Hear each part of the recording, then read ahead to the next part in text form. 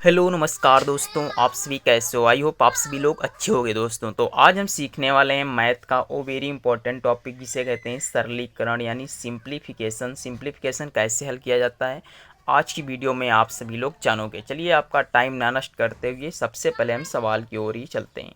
देखिए दोस्तों, जैसे कि मेरा पहला सवाल है 6+3 का 2 × 8 डिवाइड बाई 2 को हल करो।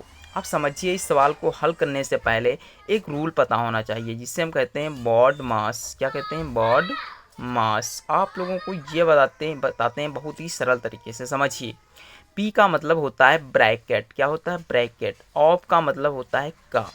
ठीक दोस्तों। डी का मतलब होता है डिवाइड। डिवाइड का मतलब होता है भाग। एम का मतलब होता है मल्टीपल। मल्टीपल का मतलब होता है गुणा। और ए का मतलब क्या होता है? एडिशन। एडिशन का मतलब जोड़। और एस का मतलब सब्सट्रैक्शन। सब्सट्रैक्शन का मतलब होता है घटाना। तो दोस्तों, यदि हम ये 6 टर्म हैं ये याद कर लेते हैं तो आपको ये सवाल सिंप्लीफिकेशन हल करने में कोई भी समस्या नहीं होगी। मैंने सिंप्लीफिकेशन का बॉडमॉस नियम सीख लिया है। ये रूल है दोस्तों, अपनी नोट्स में या कॉपी में लिख लीजिएगा। बहुत ही कामयाब चीज़ है। समझिए, इस सवाल को हल करने में ये बहुत ही महत्वपूर्ण भूमिका निभाएगा। कैसे? देखिए, लिखा है 6+3 का। अब समझिए, ये ब्रैकेट के समझिए इसे हल कैसे करते हैं। ये एक होता है मेथड। पहले ब्रैकेट को हल किया जाएगा, फिर का को हल किया जाएगा, फिर डिवाइड को हल किया जाएगा। तो इसमें देखिए का कहीं नज़र आ रहा है। हाँ, का यहाँ पे नज़र आ रहा है। तो समझिए इसे कैसे हल करेंगे। देखिए, इसी सवाल को हम फिर से नोट करते हैं। 6+3 का 2 × 8 डिवाइड बाई 2। अब समझिए, इस का को क्या लिखते हैं। इस का की जगह पे भी मल्टीप्लाई लगाएंगे तो 3 × 2 × 8 डिवाइड बाई 2। अब इसे हल करते हैं तो 3 दूनी कितना हो जाएगा? 6। कितना हो जाएगा? 6 हो जाएगा। तो यहाँ लिखेंगे 6+6 और फिर मल्टीप्लाई है 8 डिवाइड बाई 2। अब समझिए, अब हमारा ये का तो हल हो गया। अब क्या करना होगा? अब इस भाग को हल करेंगे क्योंकि का के बाद में भाग आया है, ना कि पहले गुणा कर देना। का के बाद में क्या है? भाग। तो 2 एकम 2, 2 चौके 8। कितना हो गया? 8। तो यहाँ लिखेंगे 6+6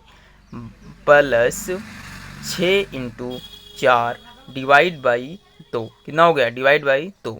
अब सॉरी सॉरी ये डिवाइड तो ख़त्म हो चुका है।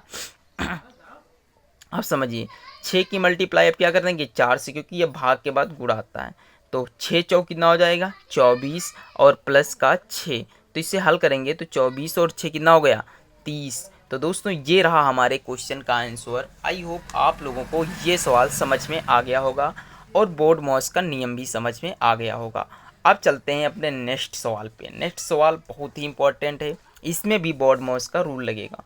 लिखा है 2 × 9 माइनस 3+10 डिवाइड बाई 5। ये कोष्टक के अंदर है। तो सबसे पहले हमने क्या बताया? अगर जो कोष्टक है तो कोष्टक, नहीं तो का, और नहीं तो भाग, फिर ऐसे हल करते हैं। तो देखिए, ये कोष्टक में है तो इसे हम लिखते हैं 2 × 9 माइनस। समझिए, एक कोष्टक को इससे हल करेंगे। अब देखिए, कोष्टक के अंदर भी पहले भाग हल करेंगे तो 5 एकम 5, 5 दूनी 10 और 2 और 3 कितना हो गया? 5।